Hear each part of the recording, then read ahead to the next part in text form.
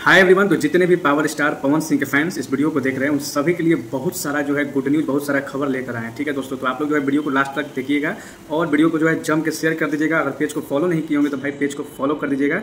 तो वो न्यूज़ क्या है दोस्तों कि जब से चुनाव खत्म हुआ है तब से पावर स्टार पवन सिंह का पावर जो है दिखने लगा है। पवन सिंह पूरी तरह से फॉर्म में आ चुके हैं, जिसका नतीजा ये हुआ है कि पवन सिंह का लगातार जो है एकदम गाना आना जो है स्टार्ट हो चुका है। बैक टू बैक लगातार गाना आ रहा है और आज फिर एक गाना जो कि उनका आने वाला फिल्म है सूर्यवंशम, जो कि हर हर गंगे के बाद पहला फिल्म है जो कि आने वाला है सूर्यवंशम। तो उस फिल्म का गाना जो है आज सुबह में रिलीज हुआ है और इसके पहले पावर स्टार फिल्म का भी एक गाना जो है दिल लेके भाग जी रिलीज हुआ था और आज जो है सूर्यवंशम फिल्म का गाना रिलीज हुआ है जिसका नाम है ओढ़नी से दबा के।